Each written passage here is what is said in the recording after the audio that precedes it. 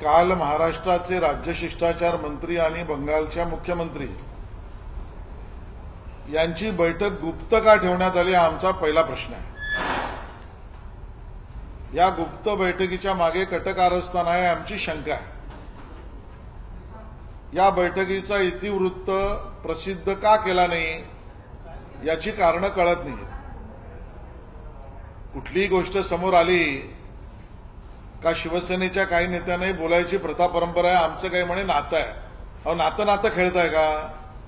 कोणी आला तरी यांचं कौटुंबिक नातं, संबंध काय तुमचा कौटुंबिक नात्याचा त्याच्याशी?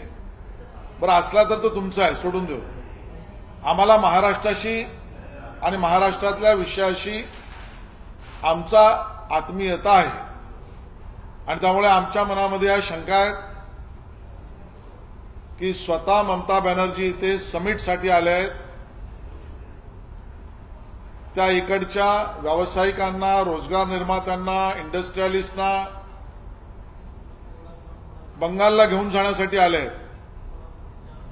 स्वागताला आमचा विरोध नाही, या देशामध्ये रोजगार निर्मिती झाली पाहिजे याला आमचा विरोध नाही, पण पोटात आणि ओठात वेगळं याचं कारण स्वतः शिवसेना सत्ताधारी पक्ष, एक सरकारमधला पक्ष इथले रोजगार पळवून न्यायला मदत करताय ममता बॅनर्जी यांना। त्या मागणी आणि विनंती करतायत हे ठीक, पण गुप्त बैठका घेऊन राज्य शिष्टाचार मंत्री महाराष्ट्रातना रोजगार, व्यवसाय, इंडस्ट्रीज, कारखाने हे बंगालमध्ये जायला मदत करतायत आणि हे गपचूप चालू आहे। कारण काय? बरं तुमच्या चर्चा झाली का हे तर सांगा। बंगालमध्ये विरोधकांवर जो बंगाली हिंसाचार, विरोधकांचा नामोहरम करण्यासाठी गळे चिरणे याचे धडे गिरवले गेलेत का? महाराष्ट्राला हे माहिती पाहिजे। कालपर्यंत भिवंडीमध्ये बांगलादेशी लोक पकडले जात होते, मग अशा पद्धतीने बांगलादेशींच्या कारवाया कुठेतरी थांबल्या गेल्या पाहिजेत याची विनंती तर ममता बॅनर्जी यांनी केली नाही ना युवा मंत्र्यांना। आणि मग आज उद्यापासून बांगलादेशींच्या कारवाई महाराष्ट्रात बंद हे आश्वासन तर राज्य शिष्टाचार मंत्र्यांनी दिले नाही ना। चाललंय काय? आणि म्हणून या बैठका गुप्त चालू आहेत। नातं बितं हे दाखवायचं वरकरणी आहे। कसलं नातं? कोणाचं नातं? बांगलादेशी समर्थकांचं तुमचं नातं काय? सीमा बाहेर बांगलादेशमधल्या लोकांना घुसखोरीला मदत करणाऱ्यांबरोबर तुमचं नातं काय? या नात्याच्या गोष्टी महाराष्ट्राला मान्य नाहीत। हे रोजगार पळवण्यासाठी, महाराष्ट्रात हिंसाचार करण्यासाठी आणि बरोबरीने बांगलादेशींवरच्या कारवाई बंद करण्यासाठीच्या बैठका गुप्त चालू आहेत असा आमचा थेट आरोप आहे। संजय राऊत कुठेतरी असं म्हणतायत की ममता बॅनर्जी काल दर्शन घ्यायचं, मात्र त्यांनी त्याच वेळी सांगितलं की उद्धव ठाकरे यांनी केंद्रीय राजकारणात यावं, नेतृत्व करावं असं देखील त्यांनी सिद्धिविनायकला सांगितलं। मला याच्यावर भाष्य करायचं नाही, कारण सिद्धिविनायकाच्या चरणी कोणी काय सांगावं आज यांचा त्यांचा प्रश्न आहे। केंद्रीय स्तरावर आमच्या समोर बाया फुगवण्यासाठी ज्यांना यायचंय त्यांचं कंडू शमन लवकर होईल। आपापसात तर अगोदर नेता कोण येतं ठरवा। ममता बॅनर्जींचं आगमन याचा अर्थ कुठेतरी शिवसेना आणि राष्ट्रवादीचे नेते काँग्रेसला जाऊन प्रादेशिक पक्षाचं महत्व वाढवत आहेत का? बघा, दुर्दैवाने काँग्रेसला ना स्थिती, ना स्थान, ना वेळ, ना काळ, ना इज्जत, ना किंमत महाराष्ट्रामध्ये काहीही काँग्रेसला द्यायला ते तयार नाही। पण आम्हाला काय पडलंय? काँग्रेसने फरफटायचे, झुकायचे, नाकायचे, घासायचे त्यांचा प्रश्न आहे। आमचा सवाल महाराष्ट्राशी आहे। महाराष्ट्रातल्या आमच्या मुलांना वडापाव विकायला तुम्ही गाड्या देणार आणि इथले रोजगार ममता बॅनर्जी बरोबर बंगालला पाठवणार? स्पष्ट करा भूमिका। शिला साहेब, काल ममता यांनी दिलेली घोषणा तुम्हाला मान्य आहे का? एक म्हणजे त्यांनी स्पष्ट म्हणलं की जय बांगला, जय मराठा। आम्हाला जय हिंदू राष्ट्र मान्य आहे, हे शिवसेनेला मान्य आहे का? हे ममताला मान्य आहे का? आणि ममताला मान्य नसेल जय हिंदू राष्ट्र तर शिवसेनेची भूमिका काय, त्या नाऱ्यावर आधी बोला. बंगालमध्ये ज्यावेळी निवडणुका होत्या त्यावेळेस वारंवार त्यांची पाठराखण म्हणजे बंगालची वाघीण म्हणून शिवसेनेनं वारंवार उल्लेख केला होता. एक हिंदुत्वाचा प्रश्न परत एकदा या नव्यानं निर्माण झालाय की ज्या पद्धतीनं बंगालमध्ये हल्ले झाले त्या सगळ्या गोष्टीवर मात्र कोणी बोलत नव्हतं. तीच शिवसेना आज त्यांची पाठराखण करते, त्यांचं स्वागत करते. वाघीण म्हणून पाठराखण करत असाल तर आता त्रिपुराच्या पराभवानंतर रुदालीचा पण कार्यक्रम ठेवा. शिवसैनिक, ममताचे सैनिक सगळे मिळून त्रिपुरात जो पराभव झालाय त्याचा सार्वजनिक रडण्याचा रुदालीचा कार्यक्रम ठेवा. महाराष्ट्राला याच्याशी काय लेनदेन आहे? तुम्ही ममताच्या बैठकीत महाराष्ट्राला काय मिळवलं हे सांगा. तुम्ही सत्ताधारी आहात, राजशिष्टाचार मंत्री आहात. गुप्त बैठकांना स्कोप नाही, कट कारस्थानाला स्थान नाही. महाराष्ट्राला हे जाणून घ्यायचंय. तुम्ही गुप्त बैठका वारंवार उल्लेख करताय, मात्र यामध्ये फक्त शिवसेना दिसतीये. महाविकास आघाडीचं सरकार आहे. आज अर्थात राष्ट्रवादीचे अध्यक्ष शरद पवार यांची भेट होणार आहे, पण एक मंत्री म्हणून किंवा सरकारचा घटक पक्ष म्हणून फक्त शिवसेनाच ममता बॅनर्जी यांचे स्वागत करते, त्यांच्या भेटीगाठी करते. म्हणून आमचा सवाल शिवसेनेलाच आहे आणि सरकार म्हणून यासाठी विचारतोय कारण सन्माननीय उद्धव ठाकरे हे राज्य शिष्टाचार मंत्री आहेत आणि स्वतः ते म्हणतायत की मुख्यमंत्री महोदयांना त्या भेटायला आल्या होत्या. मुख्यमंत्री भेटले नाहीत म्हणून मी भेटतोय, म्हणजे मुख्यमंत्र्यांच्या वतीने ते भेटतायत का? आणि जर मुख्यमंत्र्यांच्या वतीने भेटत असतील तर हे जाणून घेणं आमचा अधिकार आहे, महाराष्ट्राचा अधिकार आहे. शिवसेना इथल्या मुलांना आमच्या वडापाव विकायला लावणार, त्याचे स्टॉल देणार आणि इथले कारखाने आणि कारस्थान करून बाहेर पाठवणार, हे आम्हाला मान्य नाही. शिलासाहेब, बंगालचा इतिहास पाहिला तर ज्यावेळेस ममता बॅनर्जी यांनी टाटाचा नॅनो प्रोजेक्ट सिंगूरमधनं पळवून लावला आणि तो गुजरातमध्ये गेला. आज बरोबर 10-15 वर्षाच्या कालांतराने ममता बॅनर्जींनाच उद्योगपतींना बोलवण्याची वेळ. हे नेमकं कशाचं लक्षण? नाही, मला असं वाटतं या सगळ्या घटना ज्या आहेत दुर्दैवाने बंगालची जनताही त्रस्त आहे. आता हे दोन्ही मिळून बंगाल आणि महाराष्ट्र दोनागलाही अस्थिर करण्याचा प्रयत्न आहे.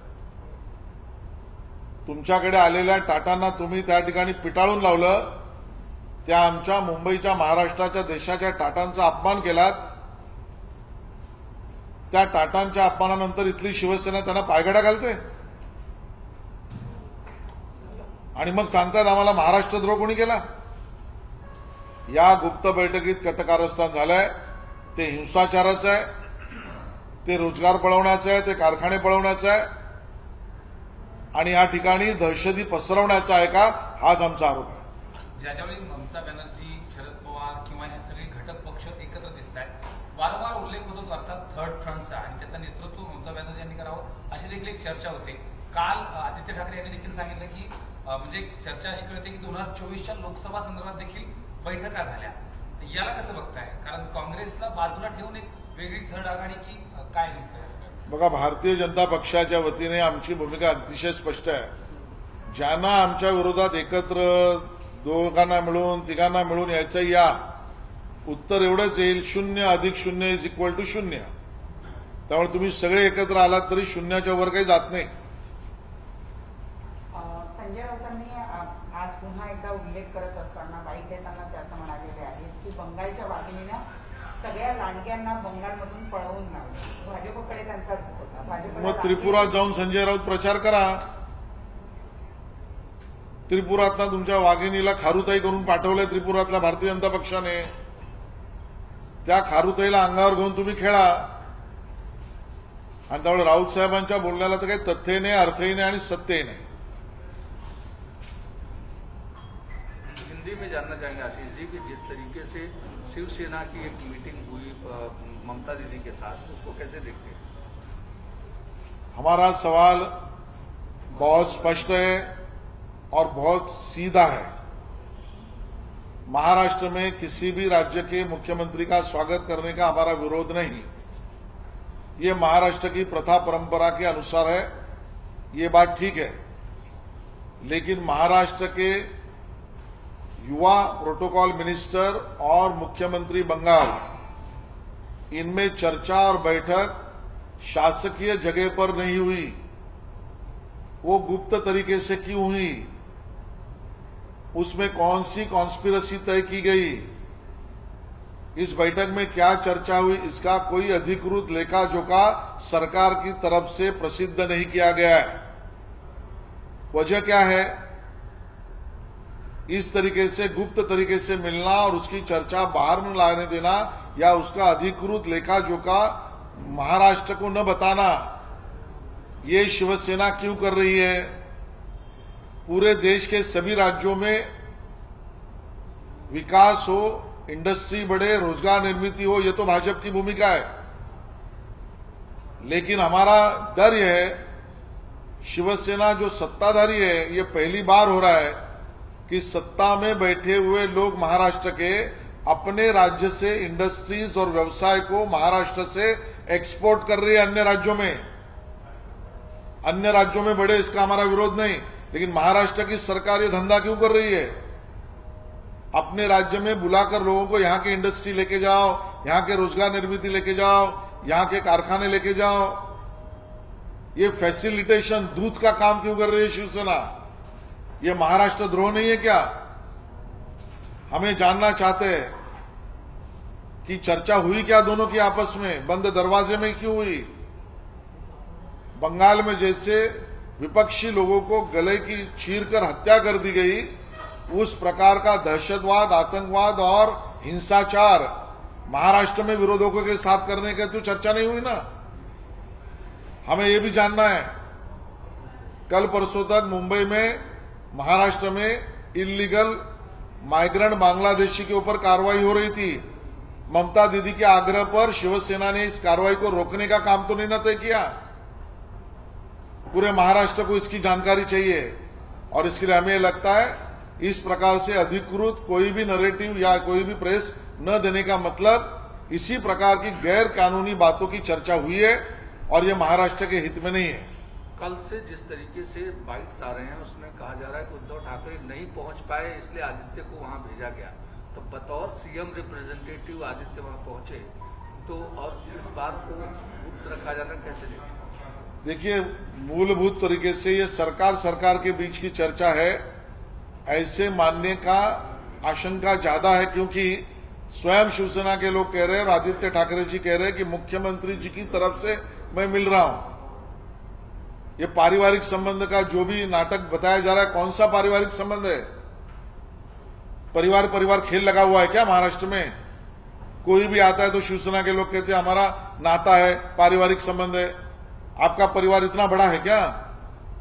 महाराष्ट्र परिवार की बात करिए।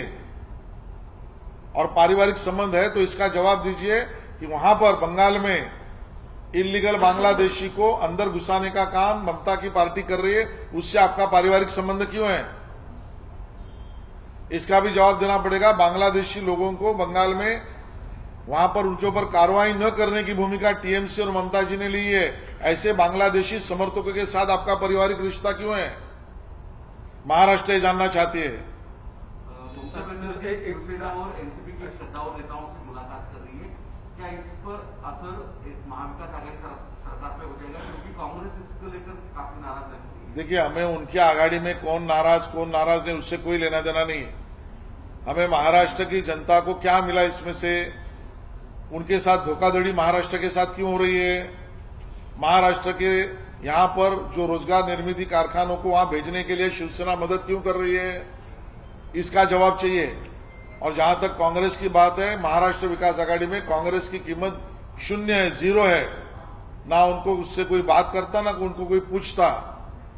उनको नाक रगड़ना है, एटे जोड़नी है, जो कांग्रेस को करना है करे, महाराष्ट्र के अहित की बात न करे।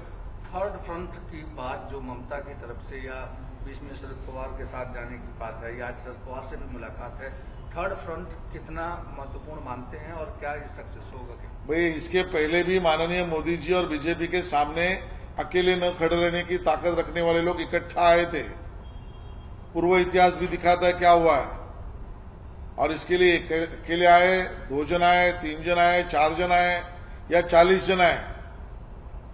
मैथमेटिक्स में एक इक्वेशन बहुत सिंपल है, 0 + 0 = 0। ये सभी दल 0 है।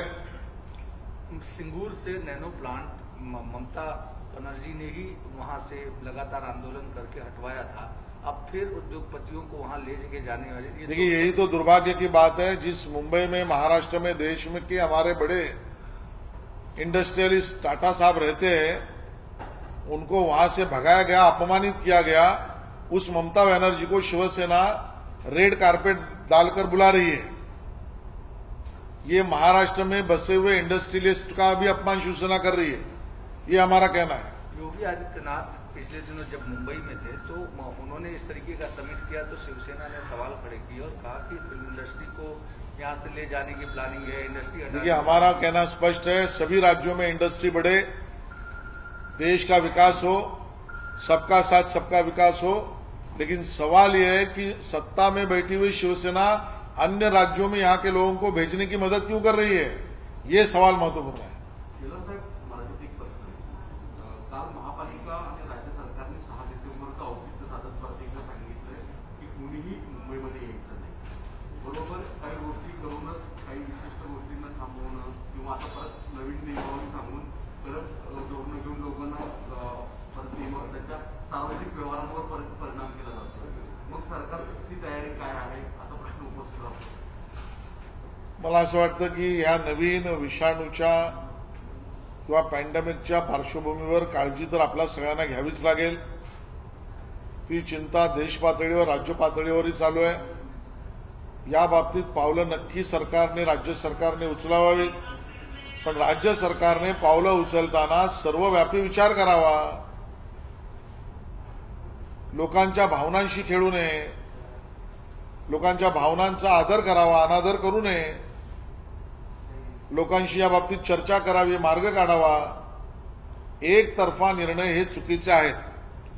शिवसेना लगातार हिंदुत्व की बात करती है। ममता बनर्जी जिस तरीके से पश्चिम बंगाल में जय श्री राम बोलने पर पाबंदी लगाई, हिंदू त्योहारों पर पाबंदी लगाए, तो क्या उसको शिवसेना का दोहरा चरित्र मानते हैं कि इधर? देखिए, ये बात स्पष्ट और खुली है। शिवसेना ने महाराष्ट्र में राम मंदिर के निर्माण पर कुचेष्टा की थी। विषय पर राम मंदिर निर्माण में निधि संकलन का मजाक उड़ाया था और इसके लिए ही उनका अभी जय श्री राम का विरोध करने वाली ममता बनर्जी से नाता जुड़ गया है। और इसके लिए शिवसेना क्या है, ममता क्या, दोनों भी राम भक्त विरोधी है। सर, गेल्या एका महिन्याभरापासून मुख्यमंत्री कार्यालयामध्ये उपस्थित नाही. निर्णय घेतले जातात. 1 तारखेपासून शाळा सुरू होणार असं सांगितलं जातं. ग्रामीण भागात शाळा सुरू होते, शहरामध्ये वेगळेच निर्णय घेतले जातात. विसंगती वाटते सगळ्यांची. असंघाशी संघ झाला की राज्याची विसंगती होते, याचं चित्र म्हणजे महाराष्ट्र विकास आघाडी आहे. शाळेतल्या आमच्या विद्यार्थ्यांच्या बाबतीत नेमकं धोरण काय स्पष्ट तर करा. त्या ठिकाणी शिक्षक म्हणतात आम्हाला ऑनलाईन शिकवायला लॅपटॉप नाही,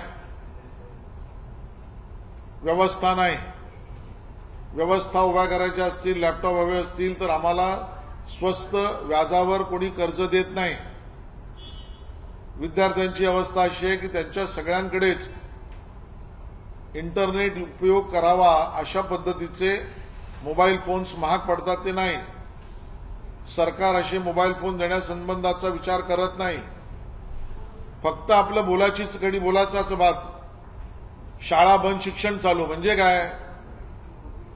मुख्यमंत्री मंत्रालयात नाही आणि सरकार चालू असंच आहे ते. आणि म्हणून नेमक्या शाळा 1 तारखेला सुरू करण्याच्या अगोदर पूर्वतयारी काय होती आणि आता 15 डिसेंबर तारीख सांगताय, तर ती कशाच्या आधारावर सांगताय? कशाचाही शास्त्रीय कारण सांगण्याला हे सरकार बाध्य आहे की नाही? आणि म्हणून खेळ खंडोबा शिक्षणाचा केलेला आहे. दिल्लीमध्ये 8 रुपये पेट्रोलचे भाव कमी केलेत केजरीवाल सरकारने. जो टॅक्स असतो स्टेटचा तो कमी केलाय. वारंवार महाविकास आघाडीकडून होतं की केंद्राचे भाव वाढले म्हणून पेट्रोल डिझेल वाढत नाहीये. तुमच्या सरकारमध्ये देखील तुम्ही कमी केलं होतं. आता इतर राज्यांचं चांगले गुण काही सरकार घेताना दिसतंय. महाराष्ट्रातील जनतेवर कुठला राग आणि उपट काढतायत हे सरकार महाराष्ट्र विकास आघाडीचं आम्हाला कळतच नाही. मोदीजींनी दिवाळीच्या आधी 10 रुपये आणि 5 रुपये पेट्रोल आणि डिझेलवरचे कमी केले. महाराष्ट्रातल्या जनतेची अपेक्षा होती की राज्य सरकार आपल्या अखत्यारीतील किमान 2 रुपयाचा तरी कर माफ करेल. कर माफीची फाईल गेली, पण ती कर माफीवर पेट्रोल डिझेलवरचे कर माफ महाराष्ट्रात असं न शीर्षक ठेवता अर्थमंत्र्यांनी आणि ठाकरे सरकारने शीर्षक बदललं आणि पेट्रोल डिझेल काढून विदेशी मद्यावरचे कर माफ अशावर हस्ताक्षर करून पाठवले. आणि विदेशी मद्यावरचे थोडे थोडके नाही, 300% ना 150% कर केले, 50% कमी केले. पिण्याची व्यवस्था जोरदार आणि पेट्रोलचा मार, हे ठाकरे सरकारचं धोरण आहे. कधी केजरीवाल कधी ममताचं गुणगान करतात, मग आता केजरीवालांनी कमी केलं, तुम्ही का नाही करत? महाराष्ट्राच्या जनतेवर सूड उगवतंय सरकार, असं आमचं म्हणणं आहे. आज संजय राऊत यांच्या मुलीचं रिसेप्शन आहे, जी माहिती मिळते त्यानुसार ममताजी, त्यानंतर देवेंद्र फडणवीस, शरद पवार हे सगळे त्या रिसेप्शनला जाणारे, आपणही जाणारे अशी माहिती मिळते. भेट होण्याची काही शक्यता आहे का? चर्चा होण्याची काही शक्यता आहे? खाजगी लग्न सोहळा हा काही निवडणुकीचा किंवा राजकारणाचा आखाडा नव्हे. महाराष्ट्राच्या संस्कृती परंपरा जपणाऱ्यापैकी आम्ही सगळे आहोत.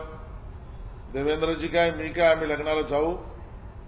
महाराष्ट्रात येणाऱ्या प्रत्येक माणसाशी सभ्य पद्धतीनेच वागू आणि सभ्य पद्धतीनेच बोलू, आणि ही पद्धत राऊतांनी शिकावी, असं लग्नात त्यांना शुभेच्छा देऊ. काल नवाब मलिकांनी पुण्यात एक फार मोठं विधान केलं की जो अंबानींच्या घराची ते ठेवण्यात आला त्याच्यामध्ये तत्कालीन सीपी परमवीर सिंग आणि वाजे यांचा एक कॉन्स्पिरसी होती. एखाद्या कॅबिनेट मंत्र्याने असं ज्या इन्व्हेस्टिगेशन सुरू आहे याच्याबाबत थेट विधान करून असं वक्तव्य करणं कितपत योग्य? यावर मी भाष्य करणार नाही. तो पेट्रोल और डीजल के दाम जो दिल्ली में कम किए गए, महाराष्ट्र सरकार को लेकर आप लोग लगातार कह रहे हैं कि सेंटर ने कम किए, स्टेट को कम करना चाहिए, लेकिन अभी तक सरकार की तरफ से कोई फैसला नहीं। महाराष्ट्र की जनता की अपेक्षा को ठाकरे सरकार ने पूरी तरीके से नकारा है. माननीय नरेंद्र मोदी जी की सरकार ने दिवाली के पहले पेट्रोल और डीजल में 5 और 10 रुपए का टैक्स कम कर दिया. अपेक्षा तो ये थी कि महाराष्ट्र की सरकार कम से कम 2 रुपए का तो राज्य का टैक्स कम करे, और इसके लिए फाइल भी बनाई गई.